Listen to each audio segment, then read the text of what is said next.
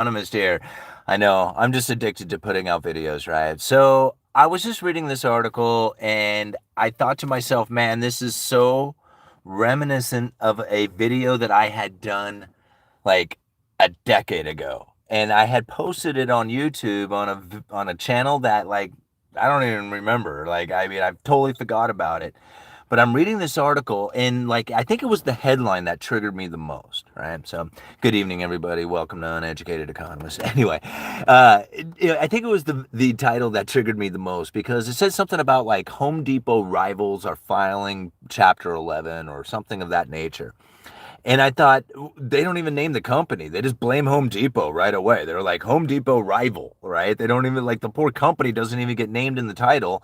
They use Home Depot because at least you recognize Home Depot and it's their rival, whoever that is, and you have to go buried deep into the article to figure out who it is. Now, something I thought was interesting is that let me put the something I thought was interesting is that I thought about it. It was just like, it's almost like they're blaming Home Depot for the failure of these particular companies. It's like, the Home Depot rival is failing because Home Depot is succeeding, essentially, is kind of like the idea behind it. Now, I'm not saying that's what they're saying or portraying in there, but that's sort of the feeling that you get, and that's sort of the feeling that I think a lot of people would get. And when I worked for a company, uh, Astoria Gerhardt Builder Supply, and they had shut down shortly after a Home Depot had come to the area. Now, it was pretty much everybody's view at the time, like all the customers and everybody else, that it was Home Depot coming in that was the reason why our company was shutting down. Now, I knew differently, and I thought it would be pretty interesting to document what it was that other people were saying. So I got my computer out here, right? And I went and I found that video that I had put out like literally like 11 years ago, all right? I don't know, what was this? Yeah, 11 years ago. And listen to again, I went around to all the different employees there and I asked them, I said, hey, was it Home Depot that killed us? Is Home Depot the reason why our lumberyard is shutting down? Now, it starts off with me kind of introducing it and then it'll go on to the other people. So here we go. One of the interesting things. Oops, here, let me make it louder. Let me turn this up. There we go. When customers are asking us about our closing, they seem to want to blame it on Home Depot. A few years back, maybe about five years ago, Home Depot came in. And the year that company came in was like one of the best years this company had ever done. I really honestly think that maybe it wasn't so much Home Depot coming in as much as it was over leveraging on this building that might have been the major downfall to the company. I'm sure Home Depot had its moment, but I mean, you can't blame everything on Home Depot. Competition is really good for business. Besides, most of our like loyal customer base that came in here really didn't agree much with Home Depot. They had maybe some unskilled labor there that really couldn't give them the good advice that they needed on their home projects or maybe their building needs. So anyway, I just wanted to kind of put that out there as far as what I think about Home Depot. Talking with a customer about Home Depot, and they're like, Home Depot killed you. What are you guys' opinion on what do you think Home Depot? Oh, it's not Home Depot. I don't think it killed this business, but I think it didn't help anything. Just like I told my honest opinion of why the company's going under is because contractors don't pay their bills on time, along with other things. Yeah. How about you, Aaron? What do you think? If you don't want to talk, that's fine. I mean, really, I don't want to interrupt you. Yeah, I'm working here, unlike everybody else. But it was the economy that fucking killed the business. Dexter, give me your opinion on Home Depot. You videoed that, didn't you? I don't know. I don't have an opinion on anything right now. Well, okay. How about this? You think the Home Depot's the reason that? Would you agree with the term that Home Depot killed us? No. No. No, I agree that the economy killed us. The question is that a lot of customers have come and approached us and said that Home Depot is the reason why we're shutting down. Basically, Home Depot killed us. What's your opinion on that? No way. No way? No way. Our customer service blows them away. Our inventory is just as good, if not better, for outside materials. Lumber, drywall, roofing, and material. That's my opinion. Home Depot had nothing to do with it. Right. Okay. Okay. Cool. Thanks. The question is that a lot of customers have said that Home Depot is the reason that the store is shutting down. Like basically Home Depot killed us. What's your opinion on that? I don't think it helped, Sure. but we cater mostly to all the contractors anyway instead of the walk-ins, but I know it didn't help. What little walk-in business we had went all the way to Home Depot, I think. So would you agree or disagree with that statement that Home Depot killed us? Disagree. Disagree? Okay. That seems to be the consensus view amongst us. So, anyway, it kind of goes on, but you guys get the picture, right? Like, you can go and check this out. It's called Home Depot Killed You is the title of the video, if you can find it. I forgot to put a link down in the description. Sorry, I'll go get that and put it in there after I upload the video or after the video gets uploaded. But ultimately, every customers who would come into the store at the time would tell us that, yeah, Home Depot came in, just destroyed your business. Too bad Home Depot came in. You guys are sucking, becomes Home Depot. And all of the employees at the place was going, no, that's wrong. That's not what we think. You know, we think something very differently about it. And it was pretty much like that would be it. Like that was how these two views were taking place. Now, I really have to think, like, was it Home Depot that came in? Like everybody was pretty sure, like they were, you know, that's what they do, right? As far as the customers go, or did it have a lot more to do with what was going on within the business itself? And now I think that's probably really what was going on, was that it had a lot more to do with what was going on within the business itself. So these buildings were beautiful. Like, you have to understand, these buildings were like off the charts nice.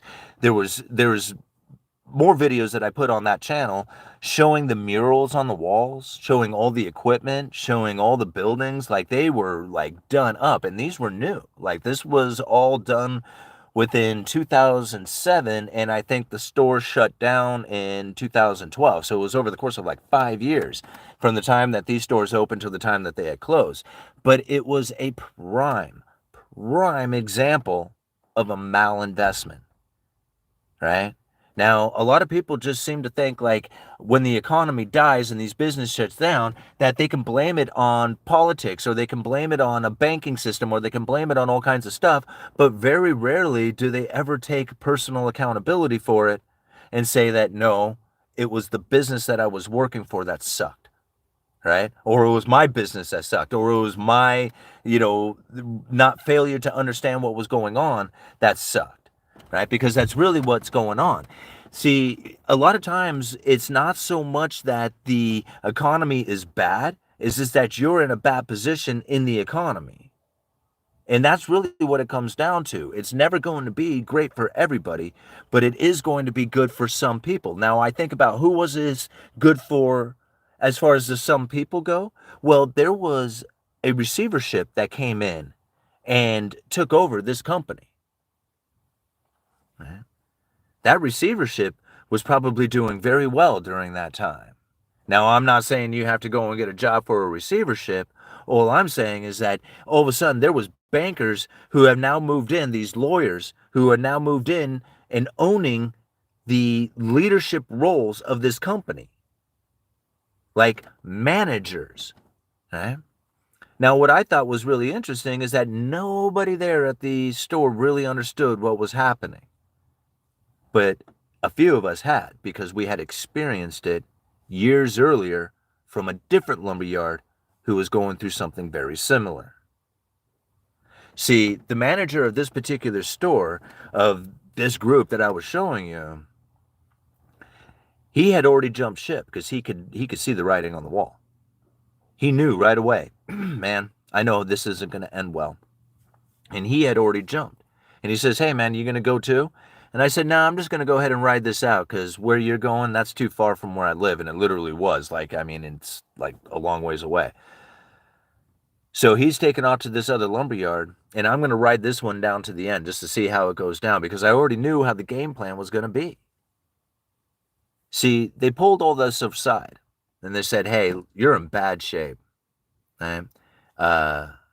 Bankruptcies are imminent. Right? They're coming. You're about ready to fail here, and we're going to do our best. These are the receivership, right? This is the lawyers who come in. They said, well, we're going to do our best to save this company. And now most of the people there, they were like, yeah, okay, yeah, let's save the company, gung ho. And I had a little bit of different mind to it because I already knew what was going down, right?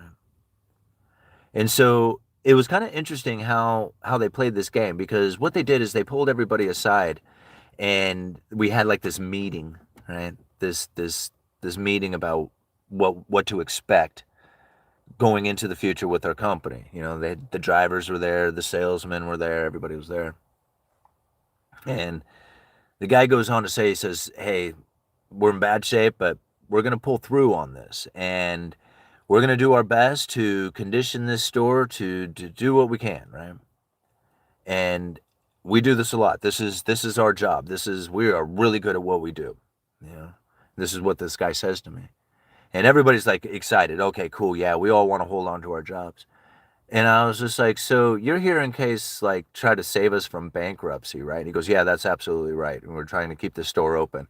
And I was like, and you do this a lot. This is the questions that I'm asking him. And he goes, yeah, I do this. We're really good. We are like one of the best in the business here. And I was just like, okay. So just out of curiosity, if you were to like put it on a percentage basis, how many companies who are in the condition that we are in do you actually save and continue on in operation? And the dude looks at me and he goes, and he starts to stutter and he can't come up with an answer, right? And I was just like, hey man, you don't have to, I mean, I understand that you don't have the statistics in front of you, but you could probably have a good idea about how many you save as opposed to how many you just go ahead and shut down and liquidate and, just sell all the assets off. Like, you got to have like some sort of idea on how many that is, right? Yeah, I mean, just like, is it 1 out of 10? Is it 2 out of 10 that you save? Like, how many is it? And he goes, yeah, about that. And I was like 2 out of 10, like 20%. And he goes, yeah, about, 80% fail, 20% make it, and he'd like straight up admit it. I'm like, holy crap. Right. I had asked him a few other questions, and by the time I was done, he was so mad at me. Like, that dude never talked to me again. Right. And they had all kinds of managers running around, and he was like the biggest of the big wigs. And I was just like, just some salesman there anyway, so he didn't have any need to talk to me anyhow. But he was absolutely amazed. Like, I asked him at one point, I'm like, you were sent here by court, by like the state put you here? And he says, yeah, that's right. Goes, yeah, this is court ordered. And I was just like, is there a court document that I can see? Like, is there something like I could read through to understand a little bit better about how it is that the court has now forced you into this? Like, I want to know, like, if this is a court ordered thing, can I read? And again, he's like, he picks up this file and he throws at me and he's like, Uniform Commercial Code, whatever. And I was like, oh yeah, okay, the UCC filings. I'm a little aware of that. And he was really like kind of upset, when he threw this thing over. And of course, I have no idea what the hell I'm looking at. And I just kind of flipped through this document and I'm like, can I have this? And he was like, yeah, you can have that. And I'm like, okay, cool. So knowing ahead of time that this company is going to fail, like, I knew it. And I was trying to show everybody else there, it was like, hey, listen, this thing is going to be like, the chances of us making it are so slim to none. Right, we would have to sell every single piece of 2x4 and piece of drywall and everything in the entire county, and there would have to be none going to anybody else. We would have to take all the business in order for this thing to make it. There's no way it's happening. We can't do it. I said the irrational exuberance that had gone into the creation of this particular yard with these big, beautiful buildings. You should have Excuse me, guys. You should have seen it. It was just incredible. Like, these murals were so rad. You should go and check it out. It's called Tour of a Dying Business. Once I get this video into the description of this, once I get the video that I played earlier, I played a video earlier, guys. Once I get that in there, you'll find it. Tour of the Dying Business. I'll put there with it. And you're going to see, like, these buildings were amazing. Like, the offices were like super like professional. Conference room was professional with this big, beautiful, like, Doug fir table that was all made out of like these old beams and stuff. It was just so rad. And you could tell like there was no money spared, right? You know, it was just like no expense it was spared. And it was too bad because like I liked working there. I really did. But when it came down to the final end of it, and those guys were like, you know, okay, we tried, we failed, we tried some more, we failed some more. It's time, right? And it's time to liquidate this thing. And it was like as if somebody had flipped a switch and it was on. Everything was going for, you know, at first it was like 25% off, then 50% off, and then they shut the doors and they auctioned the rest of it off, and the place was like done. And it happened in almost no time at all. It was incredible to watch it take place. And so again, like when I go out there and I look at like what some businesses are going through, how they are failing, what it is that they are facing, and then finding the blame out there. Like most people want to find like an excuse or a blame onto the reasons why it is that their company or their business is failing. But a lot of times you may have to take into consideration it was just the bad business decision, the malinvestment that was taking place, the competition that is going on. And it's not necessarily a political action or anybody's fault as much as it is just the piss poor economic conditions that you happen to be in. Right? I mean, it does suck to say, but it is that way. And I've faced it many times, like working for two failed lumber yards. This was one of them, and TVBS, which was back in, geez, I don't even know how far back it was now. 2000, around late 90s, early 2000s. And then this one shut down in around 2012.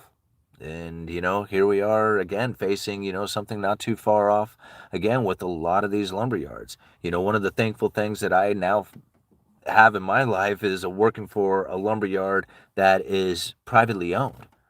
See, this one was all leveraged off of debt.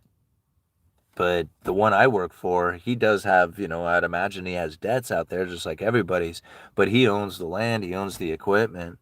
I mean, really, him and his family could be the only ones there peddling their stuff and still have an existing business. And I think that's pretty cool because no bank can come in and really take it from them, much like these receivers came in and took Builder Supply away from the guy who owned that.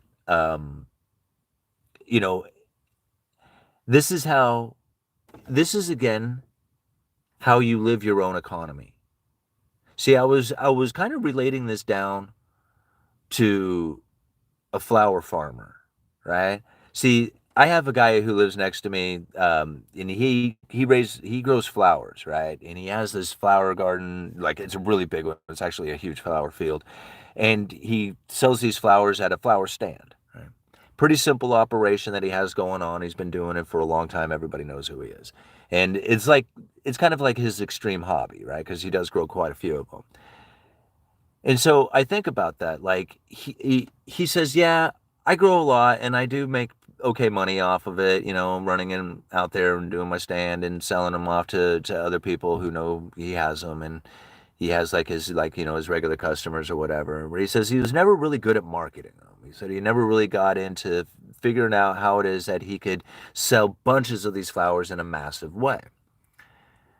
And so, you know, I'm thinking about it. I was like, well, I could. Like, I know how to do that, right? And I can make that happen. But I also think, well, you know what else you get when you do it as simply as he has done? Like, he doesn't have a whole lot of exposure to the elements that a lot of other people would be facing. He has a very simple operation. He has a very select few of customers. He has a particular stand that he sells from. And so he has like his kind of system that is set up, and it doesn't have a whole lot of interference taking place. Like there's not a lot of room for it. Like somebody could like, you know, mess up a stand or something like that, or, you know, he could have some bad weather, which actually destroyed his flowers last year. So there's some issues that can come from it, but for the most part, he's pretty isolated in the sense that he just has this little simple operation going, and there's really nothing that's going to interfere with that. Now, if I was to like think about somebody who could really market these flowers and like do really well at, you know, selling like it on a massive scale, like take even more of his field, produce even more out of it, and sell even more. But it would probably have to move out of the area that we are in, since you'll saturate your market fairly quickly with flowers if you're producing that many of them. But then you would have to go to areas in which you have more concentration of people. Mainly, you'd have to take it to Portland, take it to the city or something like that, which could easily be done. But now you're moving into other municipalities and you're dealing with other districts. And so if you're going to be really selling in other districts, you're probably going to have to get business license and deal with taxes and deal with stuff like that. And the more that you try to expand this business into other operations, into other areas, you're going to find the complications of dealing with the other areas and the municipalities and their laws and regulations and ordinances and how it is that you can sell and deal with them are going to impact you differently depending on where you're at and how much you're planning on selling and how much you're going to be dealing with. So now all of a sudden here you have a flower farmer who has pretty much isolated himself in the way that he sells and operates his business, and then you have another one who is majorly exposed to political issues, to environmental issues, to every issue that could ever possibly imagine. Right? They're all now exposed. And if you're doing quite well at it and you're making money at it, well, now it's really, really important. So now you got this elevated importance on the political environments that are around to make sure that your business is going to continue to operate in the fashion that you typically know that it would. Where, the other flower farmer who just had it really simple doesn't really care. Like, you can have all that stuff going on. His little operation doesn't really change regardless of what's going on with the political environment. You see the difference that happened here? I mean, these are the same two people, but they have conditioned and positioned themselves very differently in accordance to what it is that they were looking for in their outcomes of their efforts and what they are trying to do. Now, again, like when people ask me all the time, what is it you're supposed to do with this information? It's kind of the same thing. Right? When you think about like who is it that you're really going to need to blame when the company starts to bankrupt and go and fail, is it really the government's fault? Is it really the banker's fault? Or is it the malinvestment that has taken place? Or was it the, over, I'm not trying to say like it's not, like I'm not trying to say don't go for expanding into other operations, but knowing that when you're going into other places, other municipalities, other districts, other locations, that the legalities of what happens there are going to be very impactful to your life, and you need to make sure that when you are dealing with that you are going to have yourself at least insured to the idea that dealing with political issues is going to be part of that, right? To say that all of a sudden it hit me out of nowhere, or the environment changes and you didn't adapt to it, would be very difficult to operate in. Like, you're going to have to face the consequences of not changing with the ever-changing environment. It's failure is going to happen. There is no way that you're not going to have it.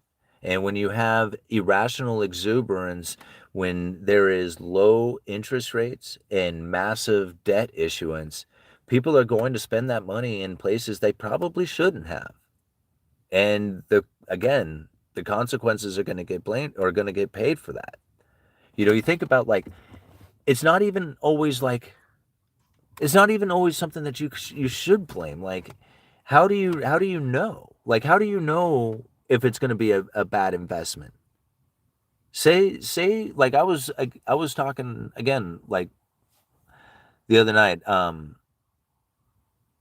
like if you have investors who are looking to put money towards a particular, say, a new innovation or industry that's coming up, right?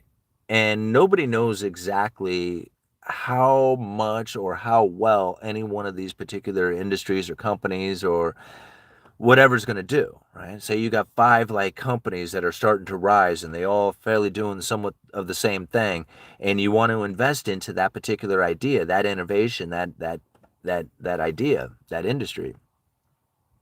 So not knowing exactly which company is going to do it, you invest in all 5, knowing that 2 of them are probably going to fail. 2 of them might do okay, and 1 of them is going to do quite well. And so understanding that when you invest into all 5, you know you're going to lose 2 of them, right?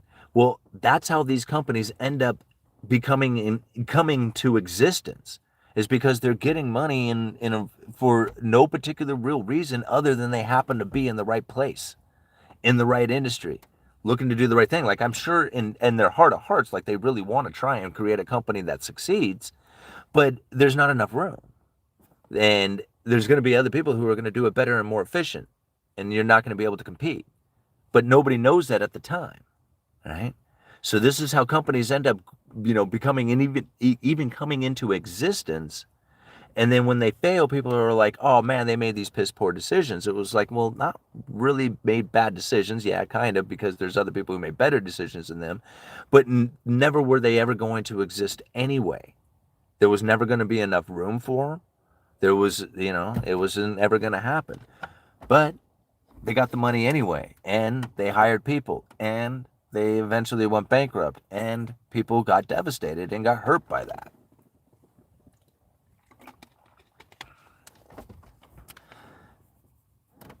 Right? Understanding your position, understanding where you stand, right? That's the whole point. Right? Like my mom was saying, like, people are looking for a particular answer, like they want to know. And you have to really ask yourself, man, do you really want an answer that you didn't come up with yourself on the path that you need to go down? Like, if you don't know what it is that you are doing, what is it you're doing? And so you have to then look at what it is that you are doing and say, like, what does it mean to me? Like, what is this that I have in front of me that really means to me? Not what does it mean to this guy who's explaining it, or that guy over there who says something different. What does it mean to, like, what I have going on? Right? I'm 18 years old trying to figure out what it is I got going on in my life. I have no idea. Like, I just graduated high school and I have no idea what it is that I'm supposed to do. I'm 80 years old and I have retirement left, but I am so concerned about the future and I have no idea what it is that I'm supposed to do. What is it that I'm supposed to do? Right? And so now you think about it, there's one answer that is going to be given to this 18-year-old kid and this 80-year-old dude that is going to be the same answer. Like what you're supposed to do. And then you got some guy over there who says you're supposed to buy silver. Right? And now think about that for just a second. What does silver mean to this 18-year-old kid? And what does silver mean to that 80-year-old dude? Right? See, now that 80-year-old dude, he was thinking, okay, so I put all my money into silver, and now what? I mean, I got all my money in silver. I don't have any money in the bank. I got all these silver coins sitting on my kitchen counter. Now, what am I supposed to do with it? Like, you told me that I was supposed to put it all into silver.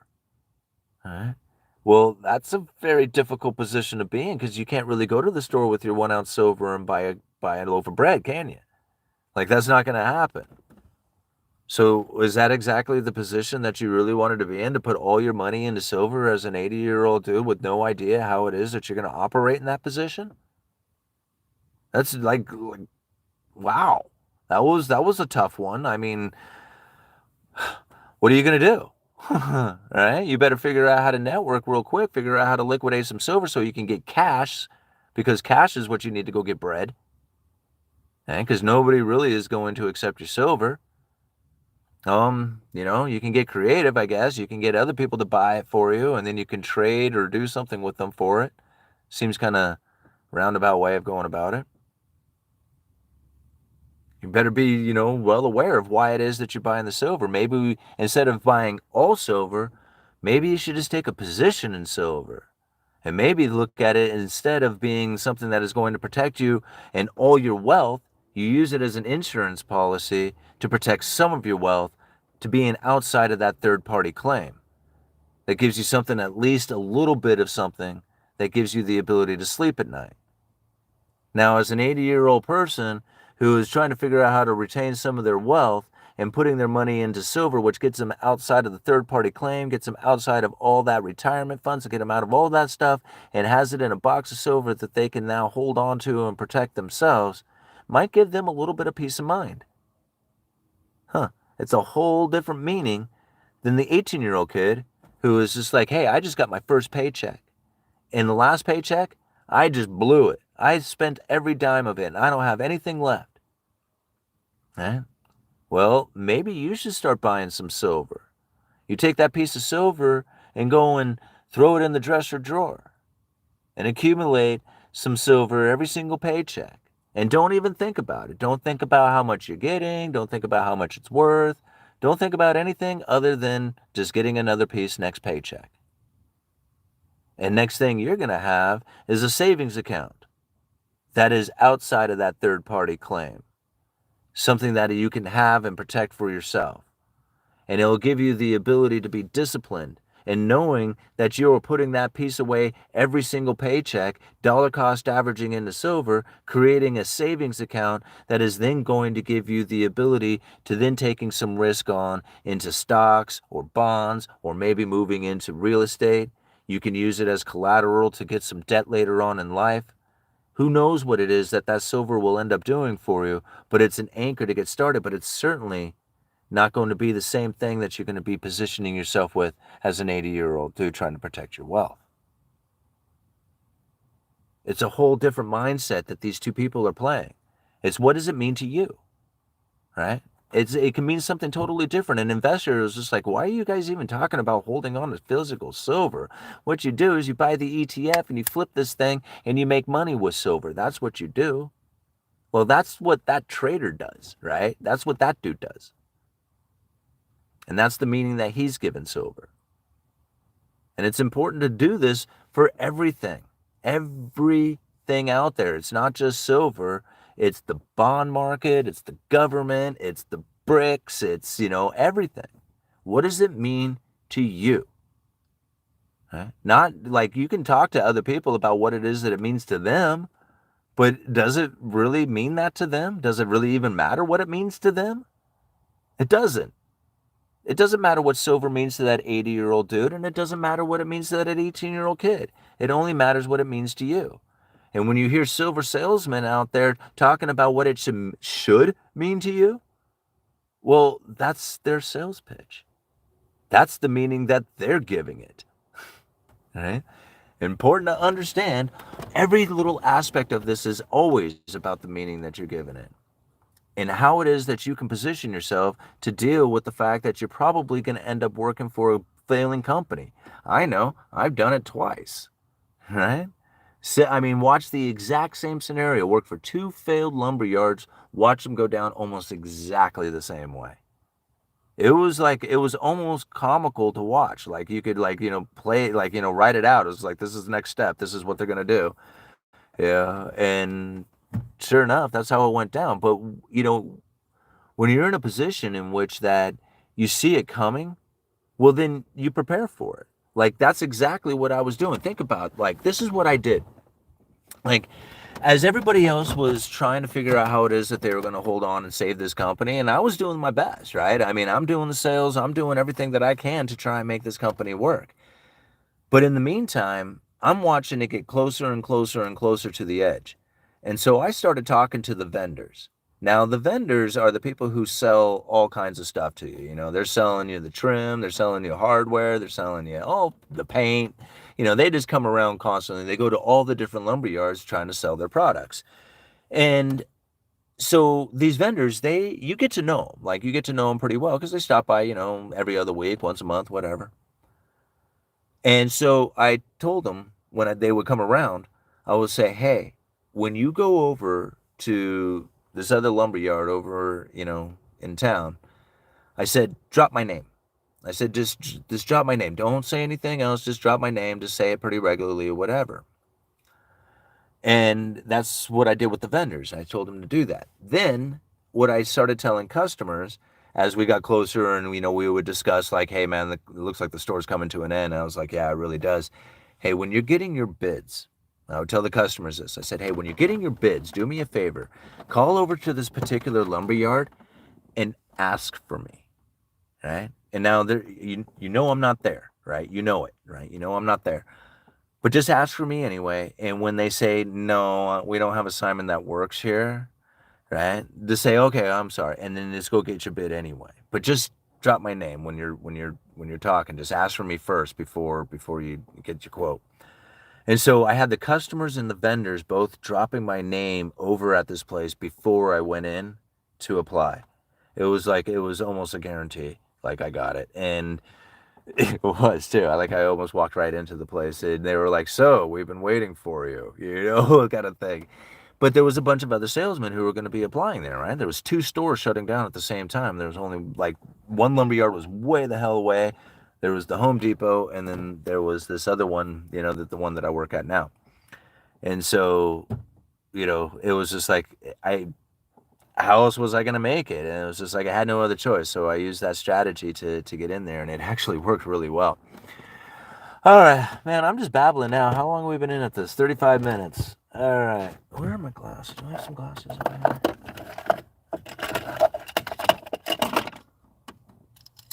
No, that'll work. They're broken, but that'll do. All right. Finesse. I told the guy at work one time who bragged about all his rounds, I said, "What are you going to do when I roll down your street in a tank?" Yeah, I don't think that's going to be a good time. Simon, millions are suffering from addiction. Probably hundreds of addicts watch your videos. Could you do videos about getting out of addiction? I'm gladly pay for a membership for that. Something interesting. I like talking about that stuff and sharing my story. And I don't know if I'm necessarily the one who should be guiding people into sobriety. I like sharing my story because, of what it is that it did for me in my life. And I think a lot of people can relate to that and then take the initiative upon themselves to try and find sobriety within their own life. Mainly alcohol was my biggest problem, right? I drank a lot. I drank too much. I drank too often. I drank inappropriately and in inappropriate places. And it was just like everything about it was terrible. And I can't tell you or relate to what it is to be addicted to heroin or meth or, fentanyl or whatever it is that's out there. I know what it is to be addicted to alcohol. And that was my main problem. So I don't know what it is that people need to hear in order to find it within themselves, to go and find it for themselves, because that's really what it's going to come down to. The hardest part, I think, for most people is wanting somebody else to find sobriety. Like, that's probably the hardest thing about addiction and addicts and everything else, is that the people that you love the most, that you see who have the problem, that you want them to find it, that's the hardest. Those are the people who suffer the most, right? Because there's nothing they can do, literally nothing. And you can drag them, you can force them, you can, beat them, you can do all kinds of stuff, but there is nothing that is ever going to get them to go and find sobriety than themselves. That's it. It's the moment that they figure it out for themselves that they need to do this. And sometimes it can be somebody doing something like leaving, divorce. Maybe it ends up being a death. It's something really tragic, Maybe it's not that much. Maybe it's like, something really like, painful experience, like losing a job, right? Or just loss of communication with friends or something like that. It may be any kind of one of these triggers, or it could be you just finally just not satisfied with your life anymore. Like I was. It was just like, I just don't want to do it like this anymore. Right? 40 years old. Now what? What? You're going to essentially halfway through this thing, and, and this is what you're going to do? You're going to do the rest of it like that? And I was like, no, man, don't do it like that. And not knowing what to do, like literally, if you don't know what to do, like 18-year-old don't know what to do, hey, go buy a single ounce of silver. Silver may not be what it is that you ends up doing it for you. It might be something else in your life, but go out and buy an ounce of silver. Go and start an IRA account, right? Go start a Roth IRA account. Do something at all, right? It just takes some sort of action. And like when it comes to sobriety, just give it one day. Don't think, okay, I'm going to quit from now on. No, I'm going to quit for 24 hours all the time. Just have a 24-hour mindset. I'm quitting for the next 24 hours. Because guess what? The next hour, you're still 24 hours. You got to quit. And then a couple hours go by and you're still 24 hours away from quitting. No matter how many hours go by, you're always 24 hours away from quitting.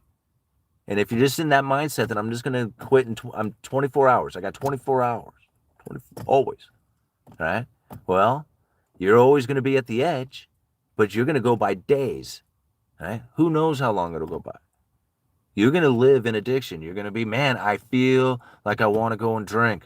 I feel it. I want it. It's been weeks. It just drives me crazy.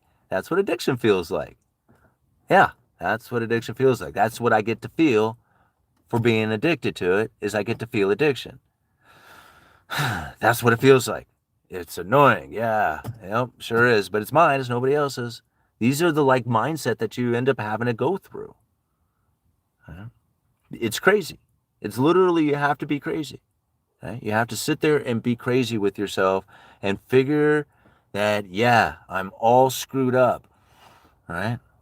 And you just deal with it and you own it and you own being screwed up. And, you know, as you deal with the depressions and you deal with the regrets and you deal with the, you know, all the emotional crap that you've been covering up because you've been drinking and doing all that other stuff, well, you know, you got to own all that and know that it's going to take time. And sometimes it feels like it's going to last forever. And at times it feels like it's going to last forever, you know, and it's this like, and it does. And okay, that's the way that feels too, because there's times that it's going to feel like it lasts forever. Yeah. Just understand that's the way it is. Yeah. And you can always go off of, well, it doesn't last forever. Yeah, no, you'll have the feelings that it's going to last forever. Just own it, right? Just know that, you know, it's going to be there. You're going to have that feeling. It's all part of it. It sucks. That's the reason why most people can't handle it, is because they don't really want to own up to all the pain and suffering and misery that they are going to face from it. And they think, man, this is fun. This is good. This is good for me. Yeah. Because, you know, really, when you're doing that, you're chasing excellence. It doesn't feel like it. You don't think you are, but that's really what you're doing. And because you're chasing excellence, the universe is going to reward you for that. Not in the way you think it's going to, right? It's going to be in a whole different fashion, in some way that was far beyond anything that you could ever possibly have imagined taking place, because it doesn't, you know, universe always surprises you. And it's fearful. And that's where all the magic is found in the unknown. And, you know, when you're in the unknown, it's fear. So, yeah, all of it sucks. All of it is hard. All of it is fear-based, and all of it is magical in the end, right? I mean, so what are you going to do, right? Go and crack another one and forget about it and then wonder why it is that life sucks? Or are you going to try and deal with it and own it and, you know, work through all of what it takes in order to, you know, find the excellence on the other side of it? I mean, think about it. I mean, if you were going to go and like, if you were a weakling and you wanted big muscles and you wanted like, you know, big old biceps and, you know, big old barrel chest thing going on, I mean, are you going to wish and hope and dream for it? Or are you going to have to go and pump iron, right? You're going to have to go to the gym. You're going to have to go and work out. And it's the same thing, like, you know, getting sober. It's like working out. Same thing. It sucks. Like, it's hard to do it. Like, you know, it's just like, man, I got to do this again, you know, but as time goes on, you actually feel pretty good about it. All right. So that's enough about sobriety. Let's read some of these super chats. What's going on there? Let's talk about bankruptcy or something. I don't know. You guys like this sobriety talks? All right. Pooping while standing. I love that name. All right. Feminism killed male drive with DEI, EEOC, family courts, etc. And we are reaping the results. Men want to create families. Women want experiences.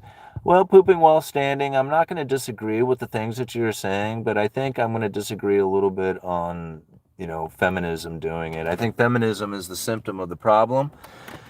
And ultimately, it's not a problem, but more of an experience that we are now going through. Now, I know a lot of people will face it or look at it like it's a problem, but again, I don't look at it as like a problem as much as it is the results of what it is that we have now experienced within the economy and within our social structure, and also just the human nature of people. Right now, here's the thing that most people have a hard time, and it's difficult because there's not a lot of people who discuss it very well, and it's really like probably a very esoteric science, and that is like understanding and not blaming, but just really looking at it for what it is, and that is like hypergamy, right? And what it is that women are looking for in a man, right?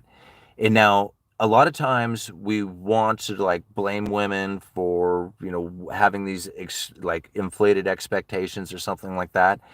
And it's true. It's just like they have inflated expectations. Even my wife put herself to the test and did like this little like, like how many men or like what percentage of men actually meet your criteria, and she put in what she thought was like a fairly reasonable like amount of criteria for what she would expect to find in a man, and it was like less than 5% of the population, right? So, and she was blown away by that. It was like even like her expectations were like incredibly inflated and out of there, and that's not, it's not a surprise. Right now you have to think like the natural instinctual thoughts of the female, nature, just the instinctual female nature is to have the greatest, grandest dude, right? I mean, this is all about having children who are of the best, highest quality, right? And it's not just a matter of how smart or funny or just whatever. It doesn't have anything to do with that. It doesn't even have to do with like how good look, like there's a lot of stuff that goes into this. Physical appearances at first have a lot of like immediate attraction, but they don't necessarily is what drives the women into like that hardcore desire. It's competence, it's confidence, it's leadership, it's social status, it's stuff like that, right? It's the things that show where the man has elevated himself up into a competent leadership role. That is the most attractive part of things. Now, this is very difficult for women to find these particular men, and the reason is as well, for one, like men have a very difficult time finding these type of things, considering like a lot of the social conditionings of how they were raised and how we have like this pansy ass society now. But like it doesn't necessarily always have to do with that, but could also have a lot to do with the fact that women have elevated themselves up within like getting degrees and professions and higher levels like status themselves. So you think about it, like if you have a hard wiring instinctual thought within you that says I need a higher value dude in order to feel like I am like in the correct position, right? Because you always want to have like the best kids in life, and you have elevated yourself already, well, you have eliminated a huge chunk of the population that had not kept up. Or at least, you have caught up to all them, and now you don't find them anywhere more superior and therefore don't have the respect for them, right? And this ends up being from the female nature of things. And so it's not like it's the guy's fault out there, right? But it is in a lot of ways, because we now have this pansy ass society that just feels like they don't have to step up and be a man or whatever it is. And I'm not trying to blame or anything else like that. It's just the way like it just goes down, right? I mean, if you have an easy life, then you don't have to worry about being hard, and if you're not hard, you're not very masculine, you're really feminine, and so it's just like it makes it difficult for women to have that polarized feeling of being in the feminine nature. And while the man is being in the masculine nature, if the man's being more neutral than anything, then the woman doesn't feel polarized, and she's only polarized to the handful of dudes who are actually pulling that off, Does all that kind of make sense? See, this is like, and a lot of it's all economic based, literally off of the higher standard of living that we now have amongst like even the singles, like the rise of the singles population. Each and every single one of these people have a higher standard of living, considering that if you were to go back 30, 40 years, there's no way that a singles population would have existed. It would have been a team effort, meaning like one person would have been having the position of bringing in the income, and the other would have been like, doing the household, upkeep and stuff like that. And that was like the typical family dynamic, and that's why it was so working so well at the time. Now it wouldn't work in that fashion, and that's, it just doesn't, that's why it's falling apart. Does all that kind of make sense? Like, I don't know if I'm just babbling that out, but ultimately it comes down to the hardwiring instinctual behaviors within each individual person, who then doesn't really give a lot of room for that polarizing to take place, and for the people to be in their natural feminine and masculine dynamics, so that it actually works. Anyway, moving on. And like, feminism is just a part of it. Like, so as you have the ability to not have to find a man, to have a job, to live in the house, and you can do it all on your own, well, then you get kind of cocky and arrogant, and that's just like, where the feminism part of things come. I'm not saying all women are that way. I'm not even trying to even accuse any women of being that way. But the rise of feminism comes from the fact that you don't have to fall into this traditional role, right? And that, now you think that you can, tell other people not to be in their traditional roles. And then you wonder why it is that, divorce rates are incredibly high, and how, how it's just like, it's no surprise. Like, it's not surprising. And, and when I think about it, it's only going to get worse, right? It's only going to get worse from here, because I can't imagine that the standard of living is going to condition the environment into which one income can then provide enough for the household again, so that those two roles can be found. Like, I just don't see where that's going to take place. So it's like, what we have occurring right now is not to be blamed. It's just the way it is. And it's best to adapt to that situation than it is to, like, find the blame in it. All right, let's check out some more of these super chats. All right, low Church Crusader, $2. Will the ongoing port congestion raise inflation? Well, I would imagine that it would have some impact on it, but you have to think, like, the port congestion that we were experiencing during the inflationary scenario was also in combination with truck congestion and rail congestion, and all kinds of, like, supply chain breakdown, aspects. So there was many, many, many things that was happening along with that. So yeah, I think it would have some impact, or at least, you know, I wouldn't necessarily say like a noticeable, measurable impact on it, but it's obviously got to have route changes. It's going to have, cost impacts to it that are maybe not allowing inflation to continue to come down. But if it causes it to necessarily rise, I think it would have to come with like maybe more things happening in the economy in conjunction to start causing inflation to rise again. Yeah. I mean, transactions are slowing down, and that's going to eventually start, bringing inflation down into, well, inflation's already coming down. And whether or not you believe the official numbers or not, I mean, it's pretty apparent now that like inflation expectation is pretty much, back to what it was, well anchored where the Fed would want it to be. All right, something interesting. Thank you so much for the 500 DZDs. What is that? Thank you so much, man. All right. Holy moly. Okay, let me see if I can do this. Equality. All right. Thank you for the $10. Says thank you. All right. You guys are awesome. Let's go check out some of these super chat or some of these regular chats here. All right. Cruising back up a little ways. Pooping while standing says, when things fall, I will give no solace to the boss, babe. UPST open abs, get those small caps. Fed is cutting next month. I doubt it. I doubt the Fed's cutting next month. Normal will make people crazy because they are used to chaos. I don't even know what is normal. What is normal anyway? Because like normal is something that is like what you would typically know it to be. Like when I go and talk with my wife and I have a conversation with her, I find it to be very normal because I have that conversation with her.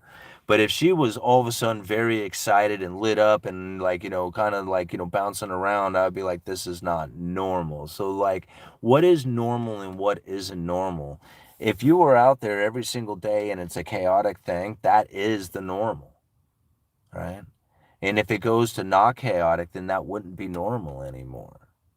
So normal is all about what it is that you feel, again, the meaning that you put behind it. Like, I think people look at the environment right now or the economy and say, man, it's in really bad shape. We're all about ready to fail. Buckle down, get ready for it. And I'm like, what part? Like, if you haven't been prepared or ready to deal with this downturn or a downturn or just about anything to take place within the economy, then then you're not prepared. Like, to me, like, I'm not in worry, I'm not in fear of anything to come. Like, I literally don't. Like, it's just like whatever happens, happens. And I have very little expectations of there being some sort of chaotic event tomorrow to the point that it would be beyond what it is that I think is going to happen. Like, what is it that's going to take place? Like, are we going to wake up tomorrow and there's going to be a failed dollar and then you're going to have to figure out what to do? I mean, what is it that's going on right now that you're not already aware of? It's just like, what do you need to know? I mean, I look at the Fed's monetary policy. I think that's probably one of the biggest, most important things that impacts everybody's lives on a very profound scale across the entire globe. Not a lot of people look at it. Not a lot of people are following and understanding what it is that's going on within that policy. Most people are still of the belief that there's a 2% target, and it's really just a handful of people who, like, here on this channel, who have really like internalized what it is that the Fed is doing. And that's what's kind of scary about it, is just like, how many do you think there is? 5,000-6,000 people who have finally said, okay, yeah, the Fed's not going for a 2% target. They got an average inflation rate over time. That appropriate monetary policy is seeking to have inflation moderately above 2% for some time. How many people, like, just really a few thousand people, think like that? In the Federal Reserve itself, because that's, and the few central bankers that actually listen to their communications, it's not very many people. We're very unique. And so it's kind of interesting. Like, I do wonder at times. It's just like, if anybody out there is talking about the economy and they have incorporated a 2% target, like the Fed is going for it, they're wrong. Like, I mean, I don't want to say that about it, but it's like, that's literally everybody out there. And I wish they had picked it up. I wish they had picked up the average inflation rate over time, that they were not going for a 2% target, but a 2% goal over the long run, which meant that appropriate monetary policy will not be at 2%, but could be at 3 or 1 forever and still achieve the goal because of the average inflation rate over time. I was really hoping that the other people would pick up on it, that the media would pick up on it, that we could discuss it in that fashion, because that's truly what the Federal Reserve's, strategy and goal is. But they didn't. Nobody has, except for me. Okay? And I won't let it go, and I won't put it down, and I keep talking about it until, I mean, you can see where there's, like, Jamie Dimon kind of talked on it a little bit about, like, the credible threat theory part of things, like getting the markets to behave before the Federal Reserve does. But that's like, that's just a small part of their tools. I mean, it's a major one, I guess I should say, of like their monetary policy, but it's a small part of the overall scam, essentially what it is, not the scheme, because it's really a scam, right? Because you think about it, if it was a scheme, then they would tell you about it, but a scam is something that they're trying to pull over your eyes, and that's exactly what it is, right? It's a scam. And I didn't, I don't know what to say about it. Like, I don't want it to be that way, right? I would love for the Federal Reserve to just come right out and say, hey, like, this is our real strategy. This is how it is that we're doing this. They're not going to do it. In the information that you're getting out there from most people in the mainstream media, it's inaccurate. It's not correct.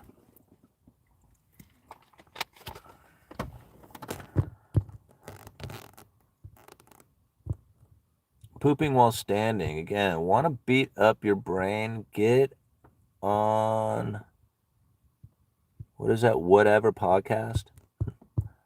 Oh, yeah. No, actually, that's that dude Brian, isn't it? Yeah, Brian's cool. I've watched some of those. I've seen a few of those, some of those podcasts. He does a pretty good job. He has a lot of good guests on there.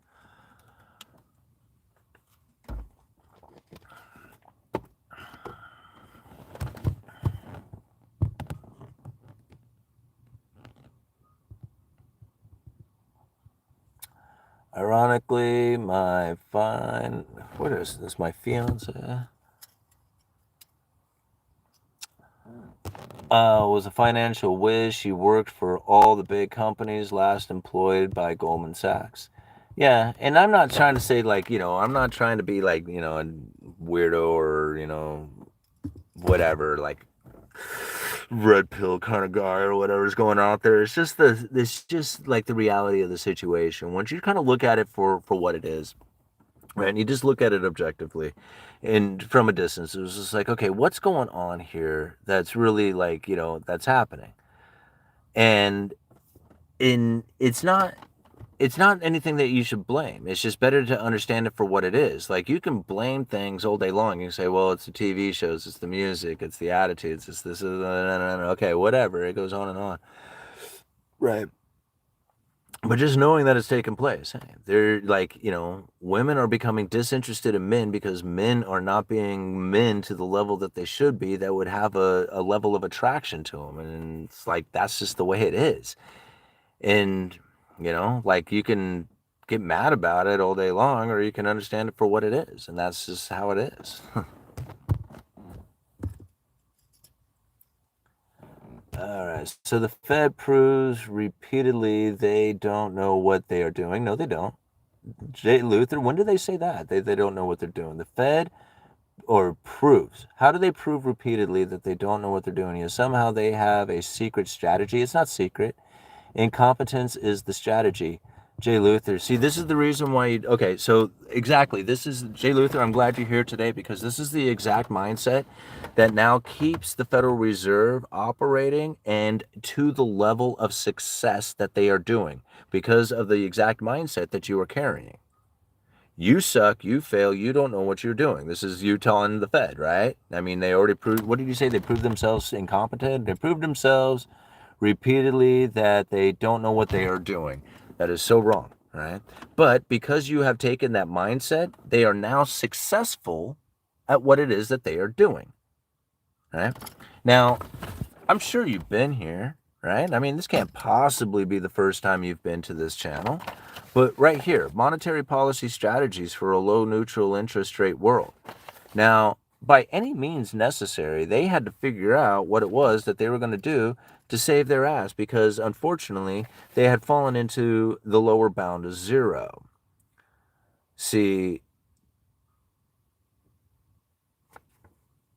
what was it? Today we face an altogether different set of problems stemming from a very low neutral interest rate. That is, the short-term real interest rate that is consistent with an economy operating at its potential alongside low and stable inflation. Ironically, the problem we need to solve these days is the risk of inflation that is persistently too low rather than too high. So by any means necessary, the problem that they needed to solve was to have an inflation expectation that was persistently high. Great job, bro. You fell right into their trap. They needed you to do exactly what you did, and that is to believe that they have no idea what they are doing and that inflation was going to be out of control. It worked. Congratulations, man. You helped the Federal Reserve out.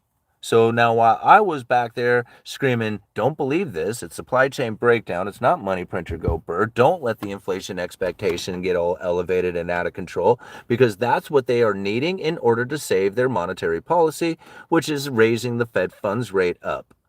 And it worked.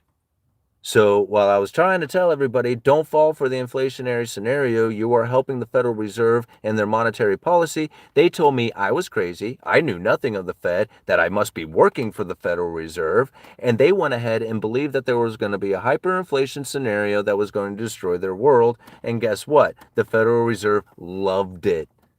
They loved it.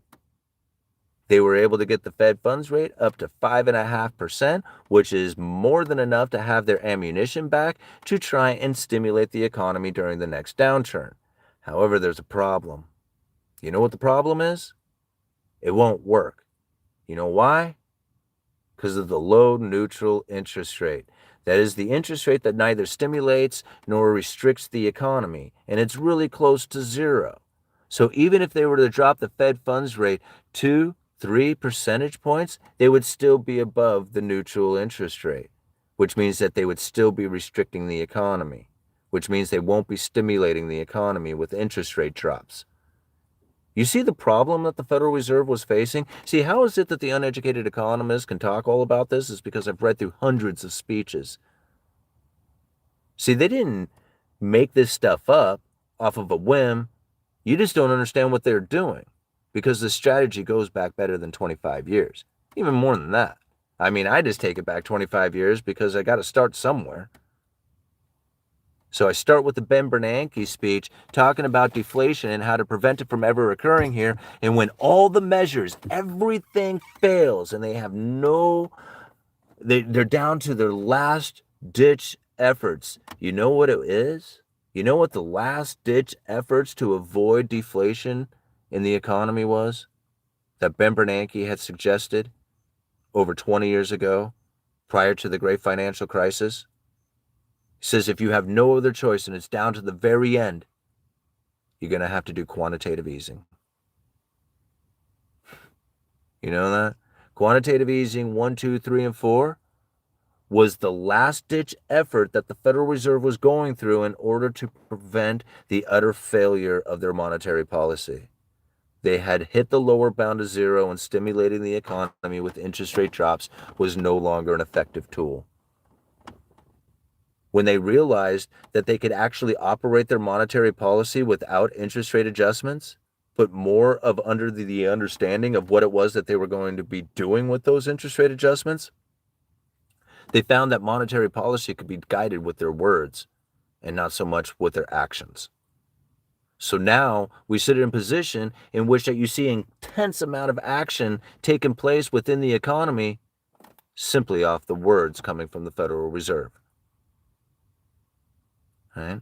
Think about that. What happened to the economy? What happened to the Dow? What happened to mortgages? What happened to everything that was going on out there just off of a simple belief that the Federal Reserve was going to be cutting interest rates in September?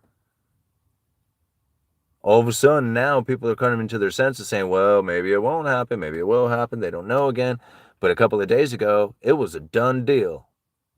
All right? See, the Federal Reserve knows exactly what they're doing. That was done on purpose. That is their way of bringing some stimulation to the economy. And it worked. It totally worked. Look at what happened to mortgages. People actually saw mortgages come down. Mortgage activity, refinancing activity ramped up. If they were to actually have lowered interest rates, you know how much economic activity would have been happening inside of that market? See, people see the Dow fall and they say, oh, that's the economy. No, that wasn't the economy. That was a bunch of speculation that was happening. That was people getting fearful. They did that and then realized, what are we doing? Man, that was kind of a weird action, wasn't it? Go back and get their senses back to them. See, Luther, go ahead. Keep believing what you believe in, man, because what you're doing is you're actually working for the Federal Reserve by doing that. You know that, right? I mean, you are of the mind that benefits the Federal Reserve. I'm of the mind that would actually destroy the Federal Reserve if everybody was to, start understanding it to the level that I do, because then the monetary policy wouldn't work anymore and then they would fail. But because you don't believe them, because believe their words coming, I wouldn't believe them on the mainstream media. That stuff you shouldn't believe, right? I mean, you have to listen to it so you understand what the monetary policy is trying to do. But understand that their words coming out there on the mainstream media is not what it is that their strategy is doing, right? Their strategy, understanding their strategy is a whole different kind of communication. And so when you fall into that, where you're like, man, the Fed don't know what they're doing, they're going to kill you, they're causing inflation, all this other stuff, that's actually working to the Fed's benefit. They need more of that. They need more people to do that. If they had more people doing that, they would be so much better shape. If they had more people doing what I'm doing, they would be scared shitless and they would be like, crap, we gotta do something about that. Because if more people were understanding it to the level that I was doing it, they wouldn't be able to conduct themselves the way they are. They just simply couldn't do it. And that's why I find it humorous when I see people who formerly worked at the Federal Reserve who talk about a 2% target and don't talk about average inflation rate, neutral interest rates. They don't talk about they don't talk about the things like I talk about. And I'm thinking, well, you used to work at the Federal Reserve. So, and you're misguiding the people, like straight up misguiding them. And the way you're misguiding them is benefiting the Federal Reserve. So are you still working? I mean, are you are you an agent provocateur, like an agent provocateur for the Fed or something? This is kind of like what I find pretty interesting is, like, you say you're against the Federal Reserve, but yet the information that you're spreading is actually helping the Federal Reserve out. And that's what I find funny is that I'm spreading information that would damage the Federal Reserve, and people think that I'm helping the Federal Reserve out. They think that I'm part of the Fed. They think that I'm like in favor of the Fed. And this is what I find so quite amusing. It was just like, Jesus, my information would destroy them. Their information is benefiting them. They think that they're against the Fed, and then they think I'm for the Fed. Like, isn't this crazy? This is how I know that I must be getting it. I must be dialed in. Right? Because there's no other way. I come out here every single day hoping that somebody will disprove this information. That's really what I think I'm doing. It's like I'm finally coming out here enough that I was just like, if I come out here enough, somebody's going to come out, filter through all this information and say, here's where you're wrong, bro. And I cannot find it. People tell me I'm wrong all the time, and then they have some like argument that it's Bidenomics or something.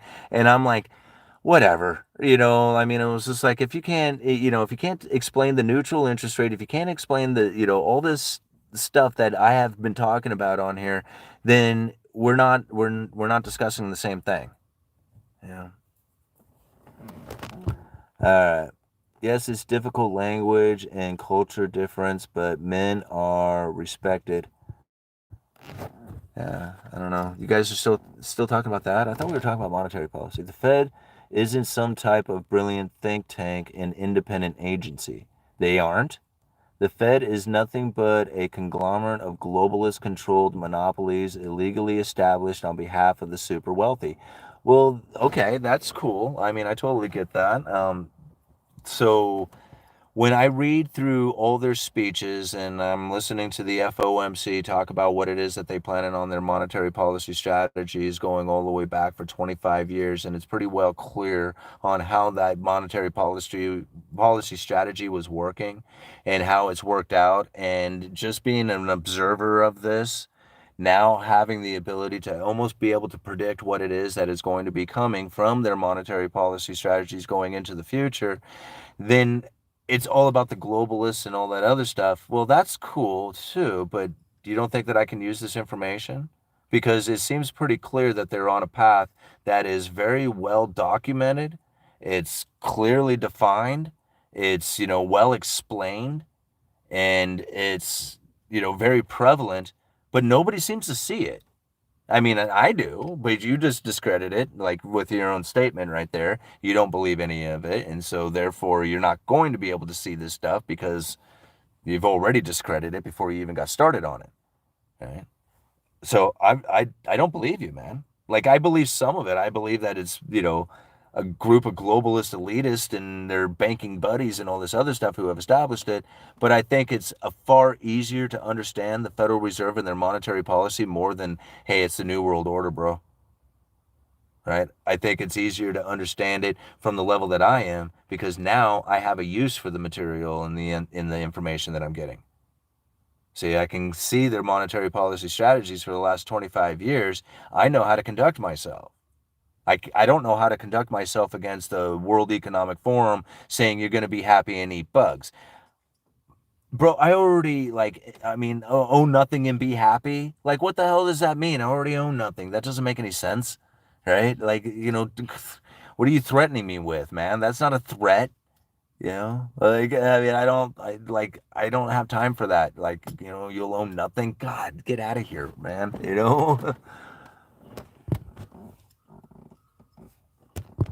All right, moving on. Look at all these comments. My goodness. Okay. Fed res system is flawed. Mathematical system that in the end will own everything, returning power to the treasury to print our money as a value-added system is the only way to end slavery. Good luck with that, man. I mean, no. It's better to understand that you're right in this. It's somewhat of a slavery system, right? Debt-based slavery system. Totally get it. Like, we're all debt slaves in it. But I can conduct myself in a fashion that doesn't necessarily mean that I am a debt slave like everybody else has committed themselves to being. Like, the meaning that I give it is going to be something so much differently than the one that you're giving it. Right? I'm not going to try and change the Fed. I'm not going to try and, I don't want to end the Fed. I'm not going to try and do anything differently than doing what I'm doing, and that is observe what it is that the Federal Reserve is doing, and then try and conduct myself in an appropriate manner. That's it. Now, I know that if people understood the information like I do, that they would not be able to work. They wouldn't work. I just know it. I know it would fail. Right? And what's interesting is that even if people were to start picking up this information and start moving towards that exponential growth of people understanding it and getting to that point where they would shut down the Fed, they would notice it coming and change then change the way that they do things. Right? And adapt to that situation, because the Federal Reserve does adapt to the situation. Unlike most people who don't, right? They expect things to go down the way that they have always gone down in the past. They expect the Federal Reserve to cut interest rates the moment that somebody loses their job. Well, they may not do it this time, because we may not see where jobless rises, jobless claims or unemployment rises dramatically. We may find that corporations who normally get bailed out are allowed to fail. We may find out that it's a recessionless recession this time around, because it was already pre-bailed out, very much like I said has happened for years now. See, everybody's wondering, where's the recession? Oh, some indicator, all this other stuff. And I'm like, I think we've already been bailed out, guys. I think this has already happened. Like the whole bailout and everything, we're going through a recessionless recession. I've been saying it for a very long time. And some people are like, yeah, dude, you have, but as far as getting any real credit for it, nobody goes back and it was just like, dude, you called this stuff so accurately And it wasn't even like I was calling it accurately. It's what the Federal Reserve was saying anyway, right? I mean, I was just really repeating what the Federal Reserve is saying. But since most people don't understand what the hell the Federal Reserve was saying, it sounds like I'm the only one who's saying it. All right, moving on. Gosh, I'm getting tired. All right. I don't have any money and I have no assets and don't have a job. Well, that sucks. People need to reject all money. Why? We used to be farmers. Now we are slaves. If you have to buy food, then you are owned. Okay. Yep. All right. We just kicked the can down the road, UE. 35 trillion in debt, 1 trillion increasing every 100 days, unsustainable. Yeah. I mean, here's the thing. Like, when I was a kid, I remember, like, my social studies teacher in, like, grade school or something talking about if you sat here and you ripped off $100 bills and you threw them, and he was talking about all this money and talking about the national debt, right? And I just remember at the time going, oh my gosh, there's no way, right? And then all through my 20s listening to, I've always heard it. I've heard it the entire time. It's unsustainable. It's unsustainable. I totally agree. It's unsustainable. The Federal Reserve says it's unsustainable. The Treasury knows it's unsustainable, right? Now, what are they going to do about it? I don't know. It's been unsustainable my entire life. Like, yeah, I get it, right? I mean, it should have ended 10 years ago, 20 years ago, 50 years ago, who knows how many years ago. But it's still going. And I mean, am I prepared mentally and physically for a devastated dollar and treasury and, complete collapse of the whole thing? I don't think so. But, I mean, I've at least mentally thought about it and I'm somewhat prepared for it. So I'm probably going to do a little bit better off than most people. But that's going to be a bad situation. Now, if you want to sit here and prepare for that moment because you think that it's inevitable, well, that's been going on for like 40 years now, man. Like, I already went through that phase. Like, I mean, I was sitting there waiting for it for 10 years. I was like, dude, it should have happened by now. I put all my money into silver. Silver ran up to $50 an ounce. I could have made a bunch of money off of it and sold it. But no, we're going to have hyperinflation. The dollar is dead. The dollar sucks. It's destroyed. You can't continue on doing this. And then all the way down to the teens it went. And I was completely underwater on my silver and missed out on all kinds of opportunity to buy into the Dow at 6,000 and be, who knows how wealthy I'd be today from it all. I am not playing that game. I already did that. Right? I already went down that path. I thought about those things, the government failure, all the other things, Armageddon, craziness. Right? I already did that thing. Right? I already lost my mind over that. So I've gathered it all back up and I've moved on, right? So yeah, we're on an unsustainable debt path. That's wonderful. At some point, we're going to have to deal with it. Tomorrow isn't it, right? I don't know when that's going to happen. I don't know what it is that they're going to do. But at some point, you're right. There is an unsustainable debt path that the United States is on, and they're going to have to do something about it. And now I do wonder what it is that the Federal Reserve is going to do to provide liquidity to the world, considering that they have to buy the U.S. Treasuries in order to provide the world with liquidity. And that makes it a very dangerous position for the United States to be in, as they have to go into ever-increasing amounts of debt in order to provide the bonds for the Federal Reserve to buy to provide the world with the liquidity with the liquidity that they demand. Now, something I find very interesting about that little argument right there is that Ben Bernanke addressed it back in that deflation speech way back in 2002 and said that they can always buy into the debt of foreign assets. Like buying foreign bonds, putting it on the Fed's balance sheet and printing up dollars. You think the United States is on an unsustainable debt path? Well, there is a whole array of assets to be purchased across the globe that can go onto the Federal Reserve's balance sheet. They already have the legal authority to do this. Here, hold on 1 second. I'll prove it to you. Where is it? I got it in here somewhere.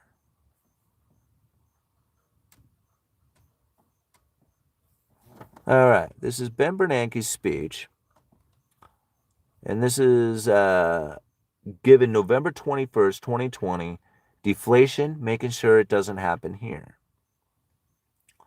Now, down at the very end of the speech, let me see if I can find it without searching too hard, because this is a really long speech. All right.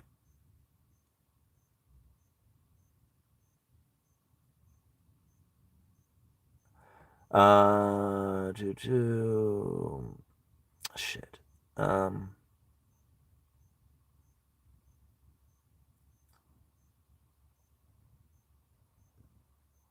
at the very end, where is it at?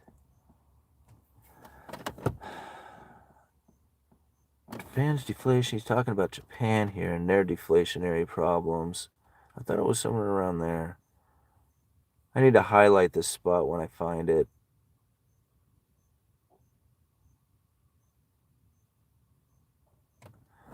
Let me see, maybe it's in the conclusion. Sustained deflation can be highly destructive to a modern economy and should be strongly resisted. Fortunately, the foreseeable future, the chances of a serious deflation in the United States appear remote.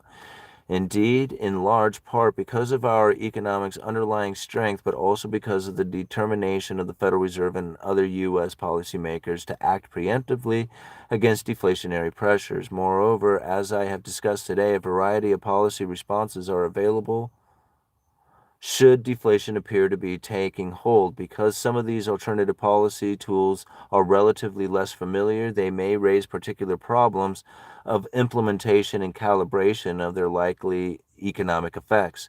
For this reason, I have to emphasize prevention of deflation is preferable to curing.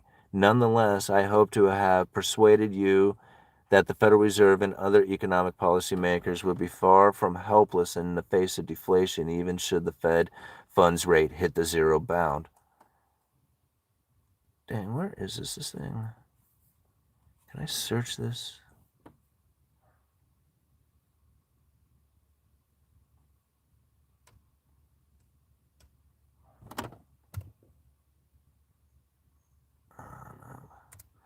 Alrighty, well, I'm just kind of boring you guys now with this. Man, that sucks, because I would like to show you where that is in here. It was a really good spot in this speech, because it's like, I really feel that that's probably going to end up being the path of the Federal Reserve going into the future once it comes to the conclusion. Okay, here we go. Found it. All right, I knew I'd find it for you guys. Okay. He says, and he even says, I need to tread lightly. I need to tread carefully here because the economy is complex and interconnected system. Fed purchases of liabilities of foreign governments have the potential to affect a number of financial markets, including the market of foreign exchanges in the United States and the Department of Treasury, not the Federal Reserve. I'm sorry, is the response to Lucy? Have the potential to affect a number of financial markets, including the market for foreign exchange. In the United States, the Department of Treasury, not the Federal Reserve, is the leading agency for making international economic policy, including policy towards the dollar, and the Secretary of the Treasury has expressed the view that the determination of the value of the dollar should be left to the free market forces. Moreover, since the United States is largely... Oops. Dang it. Man, this thing skips around like crazy.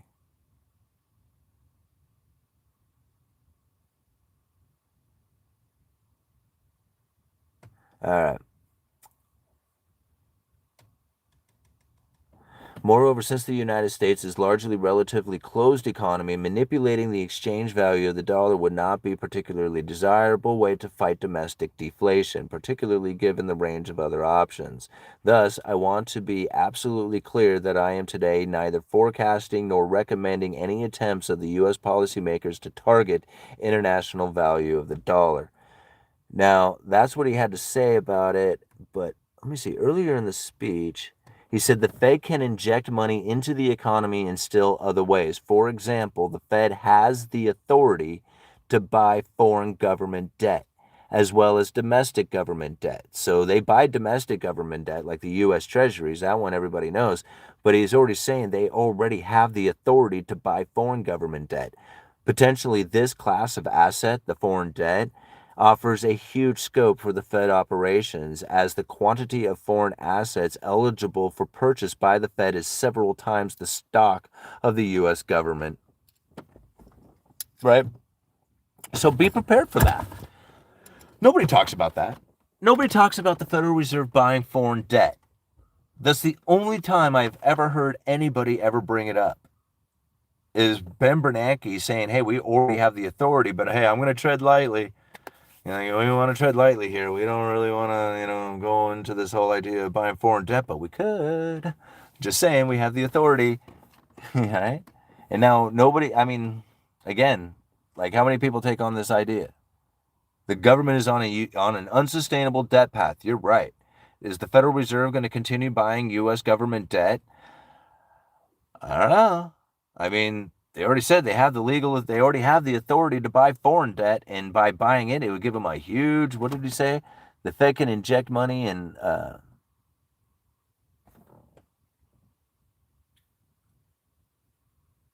what did he say? Potentially, this class of asset offers a huge scope for the Fed operations. There's a footnote that goes with that. I wonder if I can check that out.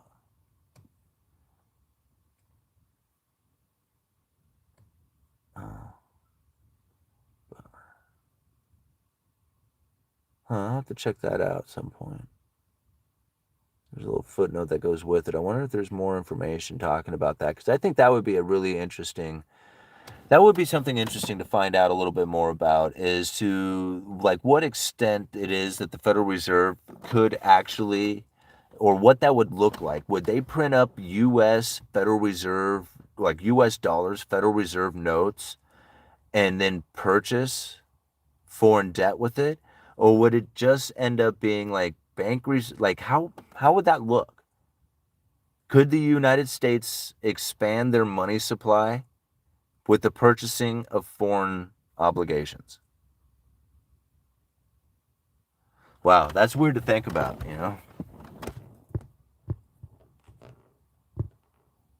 All right, pooping while standing, man. I worry about BRICS, MPay, blockchain technology for commodes. Well, I wouldn't stress the BRICS.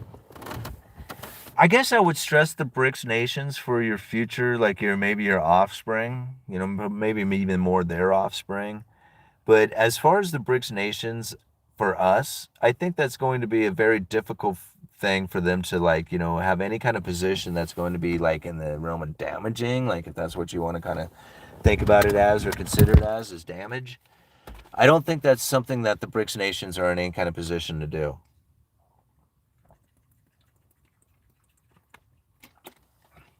It really doesn't matter what kind of payment system they have. That's not really the issue, because you can come up with a payment system the same as anybody else. Like, you can create a payment system that's fast as lightning. It doesn't, that part isn't the issue. The issue is the debt, right? How much debt is owed out there across the globe? And this debt that's owed, it's owed in dollars. And now a lot of people get confused when they start to hear this, because they kind of think like, well, this debt must be owed to who? Like the United States? Like, who owns the debt, right? And this is like a very tricky question to answer, because you have to understand that it's not an individual person who owns the debt. It's the debt is in existence, right? It's just in existence. And that's really the better way to look at it, is to say, well, it's not so much that there is this individual who is owed this money and this individual is owed this money and that and that and that. And you try to figure out all the different components so you can understand how big it is. It's better to understand that deals are done in dollars. And that's it. Like, yeah, there are nations out there who will do deals in other nations' currencies, But for the most part, it's all done in dollars. Like all of it. Like literally all of it. And now you might have two people, like you and I, we get together, like we're going to do a deal, a business deal. We write a contract out. I owe you $100 every month for the next 12 months, and I sign this IOU and I hand it over to you. Now you have that IOU, you have that piece of paper, right? You and I know about it. Nobody else in the world knows about it. Just you and I, right? But we created this instrument of debt right here, this contract that's due in dollars. And now this instrument of debt, it's starting to get used to do transactions. Like, not everybody's going to trust it the same as, say, cash, but they trust it enough that it's going to get paid, and it starts to perform transactions itself. We created this. Nobody else did. And the United States didn't do it. The bank didn't do it. Corporations did. Nobody did it. You and I did it. We created dollars. And now these dollars are flying through the system as well. You see what's happened here? This is how vast the dollar system really is.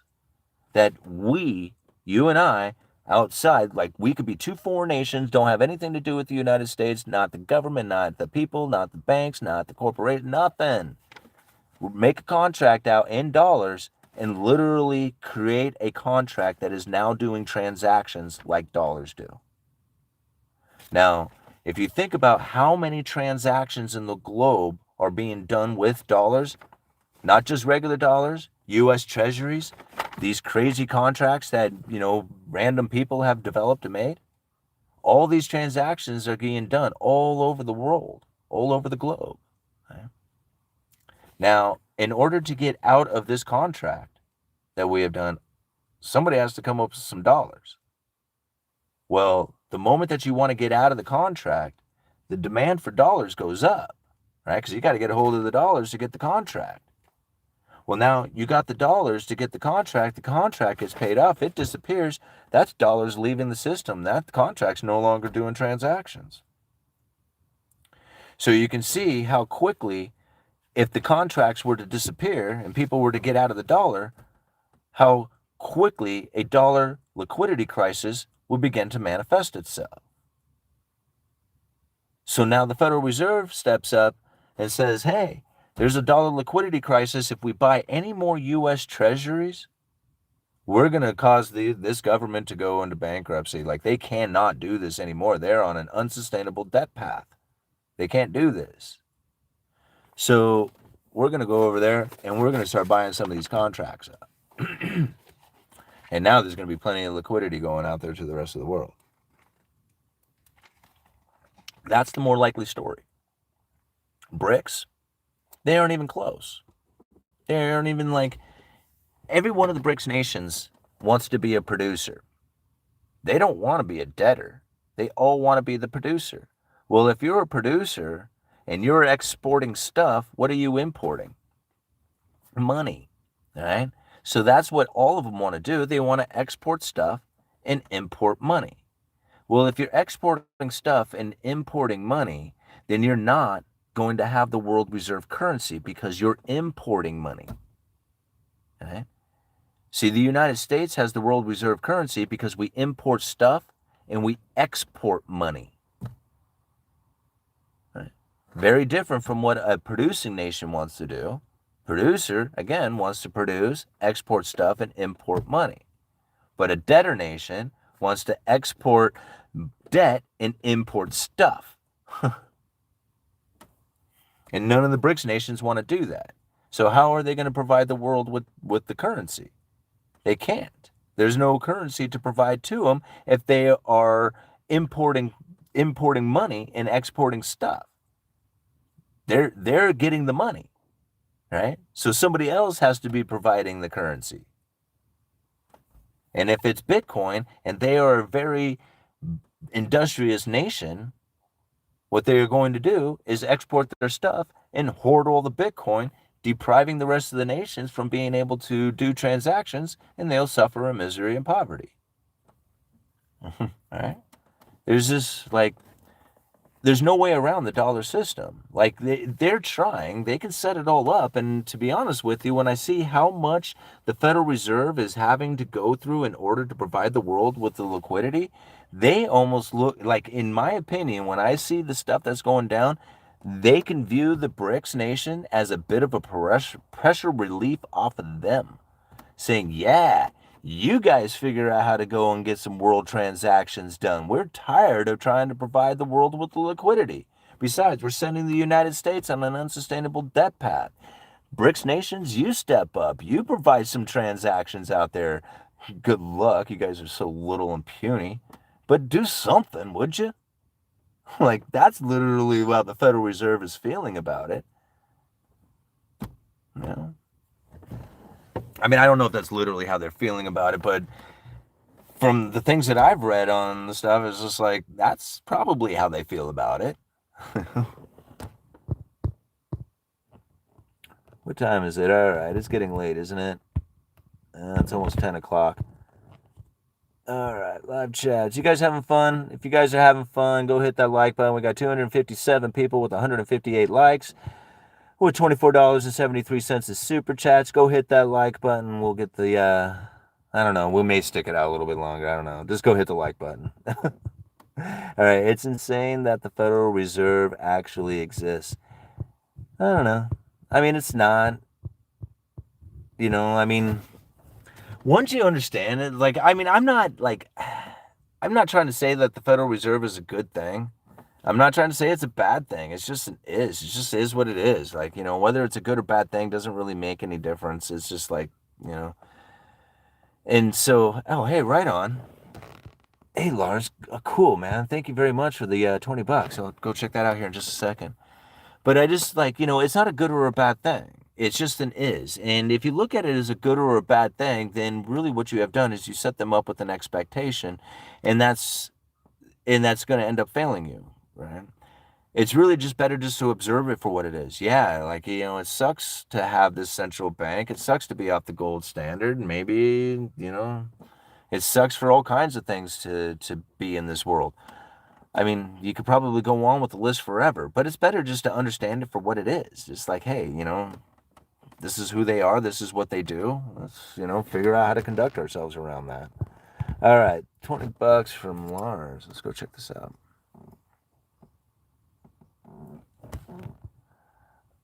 Wow, I can really see that. What does that say? There is a saying in banking that if you owe the bank $100K, that you can't sleep at night. If you owe the bank $1 million, they can't sleep at night.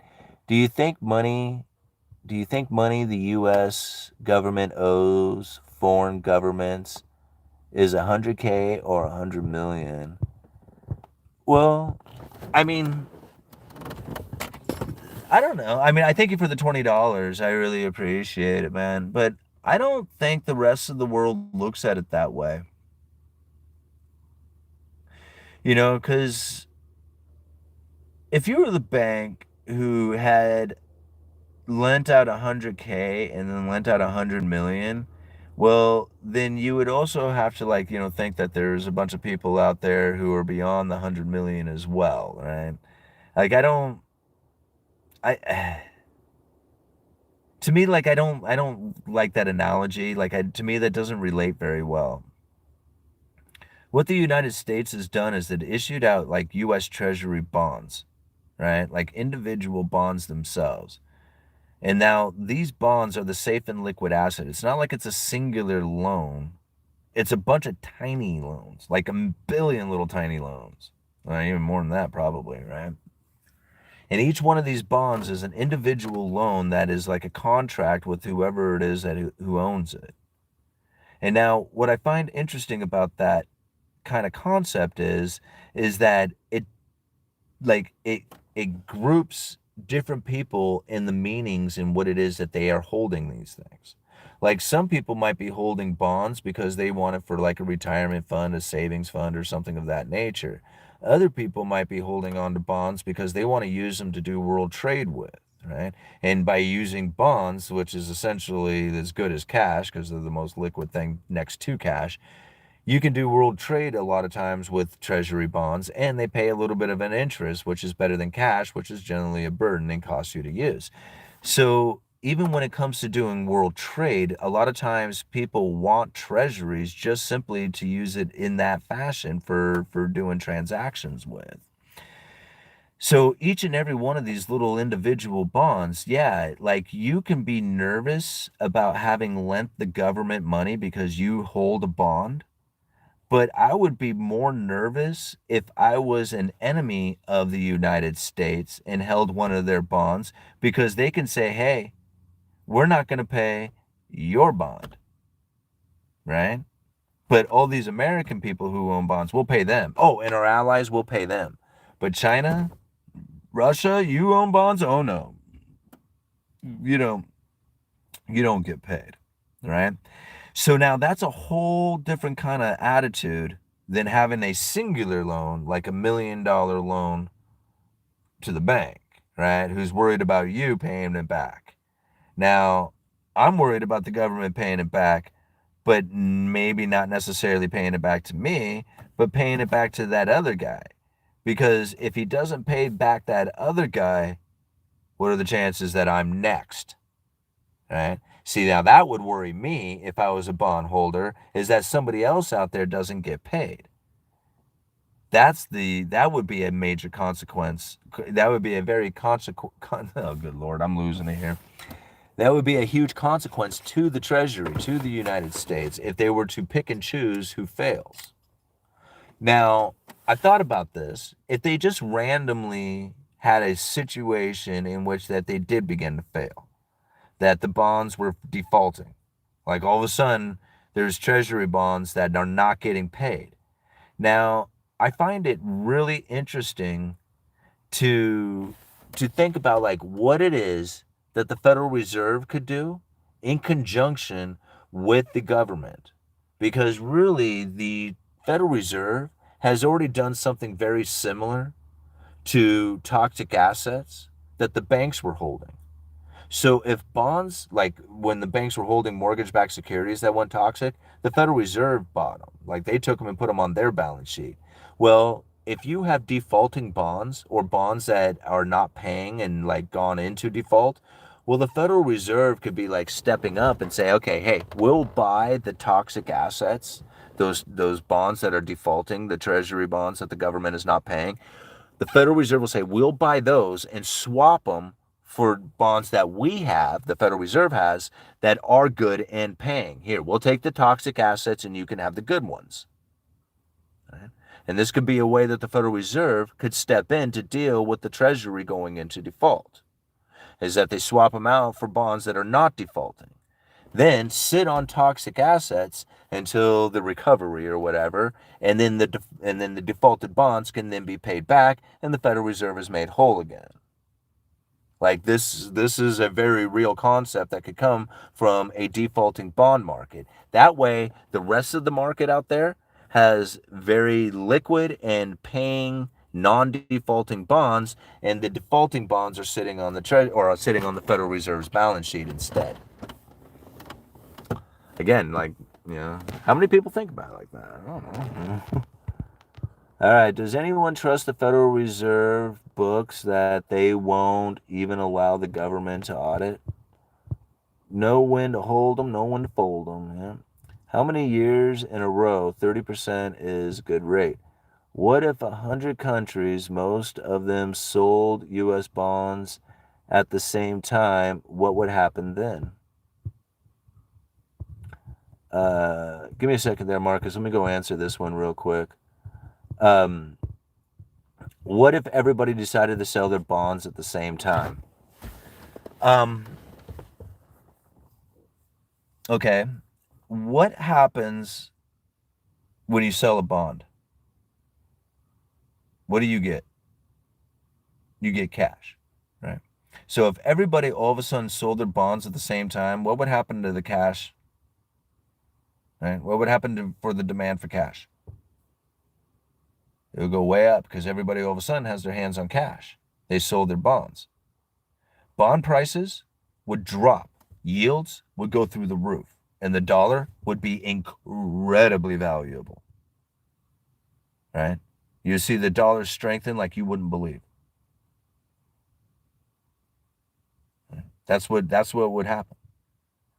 And then, as most people whose balance sheets, like as far as foreign nations, what they would end up seeing is that because their asset that they held the most of, which is the US Treasury, was falling in price because they were all selling at the same time, they would probably see their balance sheet become very offset with an incredible amount of liabilities and very little assets, as the main asset, the US Treasury that they were holding, would be losing value.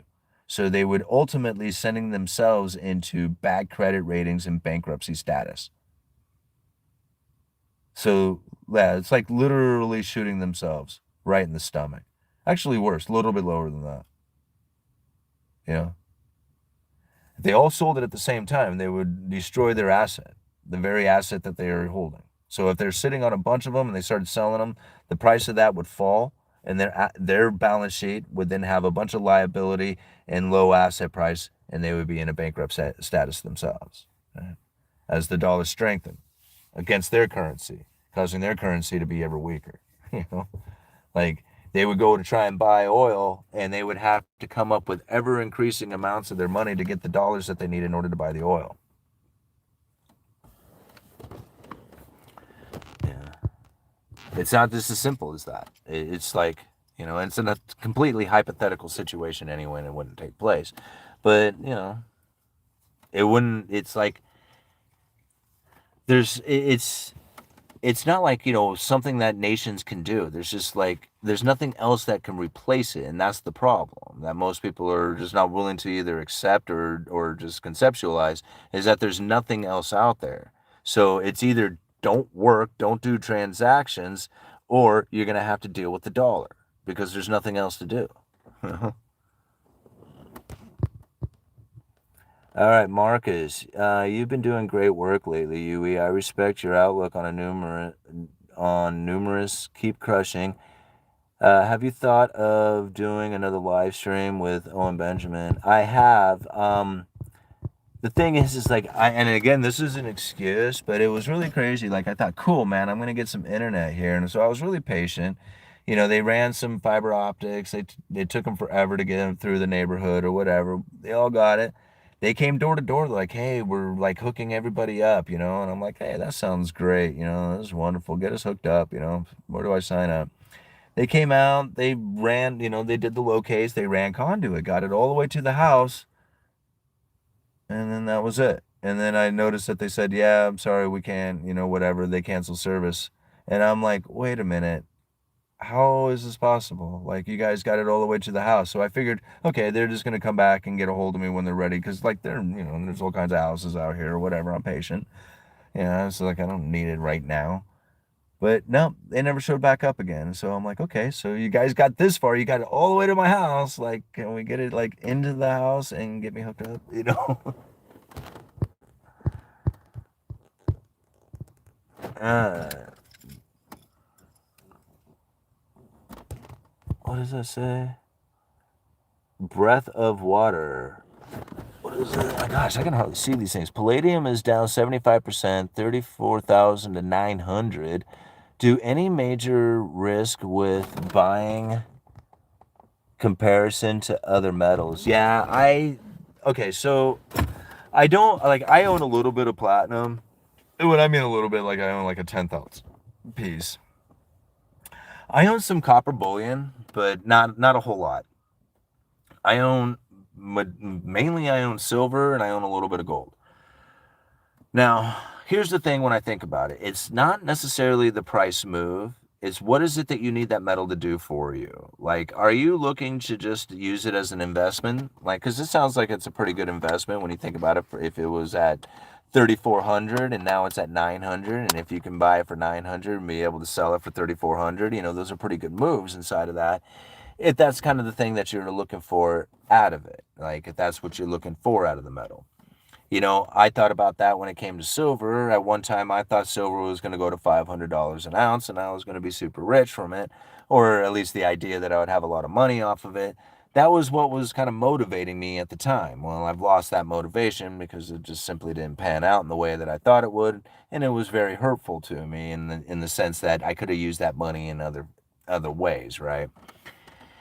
So these 4 metals, right? You got the 4 basic precious metals: platinum, palladium, silver, and gold.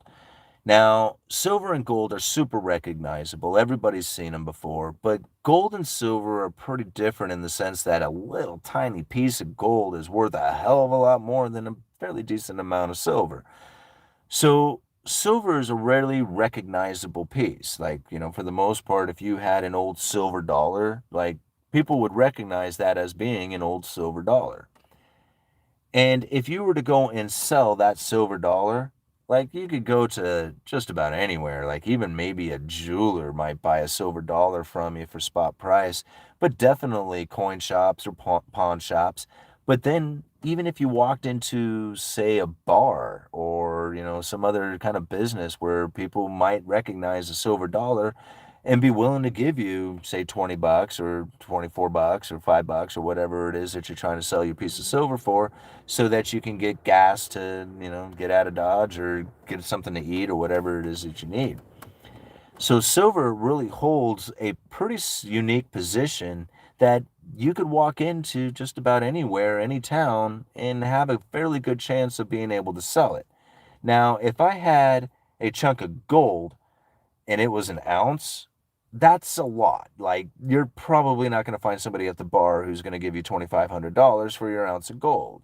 In fact, even if you went to like a jeweler or something, you might be a little cautious, maybe. Coin store, yeah, pawn shop, probably. So there's certain areas that you'd be able to get it, but it certainly wouldn't be as much as, like, say, silver would be at a bar or, at some other type of business. Now, palladium and platinum, good luck outside of anything other than a coin store or pawn shop.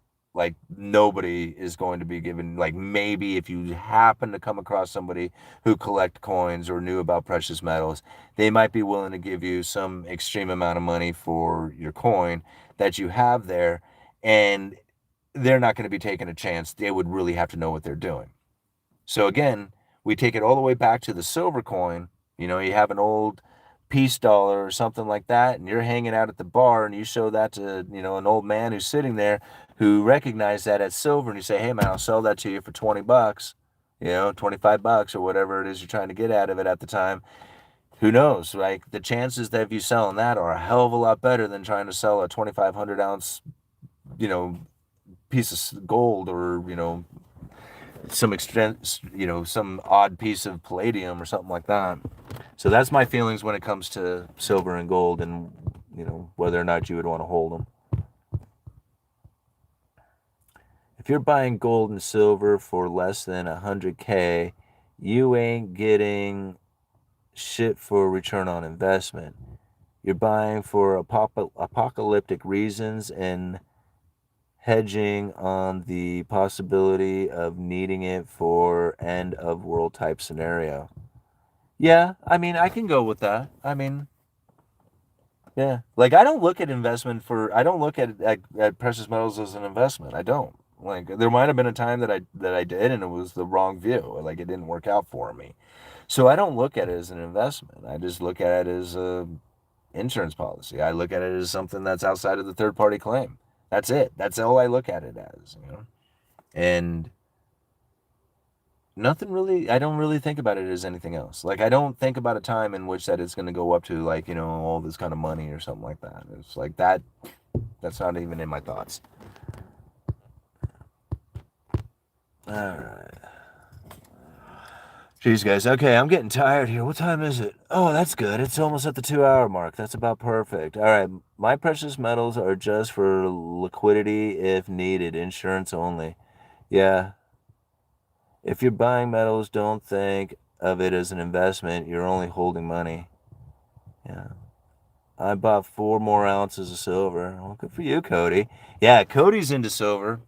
Cody's our youngster who's here, done a really pretty cool PowerPoint that he had put together on the reasonings for buying silver and why you should invest in silver. And it's a pretty fun little PowerPoint that he had put together, and I'm pretty proud of him for doing it. You know, it's like, I think about the youth, and I think about like how when I was young, and I don't even know how old Cody is, but I know I certainly wasn't into economics when I was his age. So internalizing this stuff and even thinking about it at his age, like, you know, he's going to be doing well when he gets into teenagers and starts into his career and stuff like that. You know, he'll have a good head start from it. So thank you for being here, brother. All right. Does it even matter if we have 20,000 gold or 1,000 silver? Does it even matter? Well, it would matter to me. I mean, depends on someone is in their journey. 40% could be huge to a beginner. Gatekeeping's precious metals is sus. Huh. Depends on where you are in life. If you're young and building a profile, I get it. Incremental value, but keeping expectations based in reality. Yeah. Hey, another great night live. Yeah, thanks, you guys. Damn, Cody, 13. You got a bright future, man. Stick with it. Yeah, right? I mean, yeah, he totally does. All right, you guys are awesome, but I'm tired and I'm going to go to bed, and I guess we'll figure this out for tomorrow, what we do. What do you guys want to talk about tomorrow? That's what I need. I need somebody to just start sending me some video ideas to cover on monetary policy, like some things to clarify, because I really I want to stick, I mean, I don't necessarily want to stick with monetary policy. I just want to stick with whatever it is that I feel that needs to be said next. But monetary policy right now, I feel, is probably the most misunderstood thing that's coming right now out there within the mainstream media.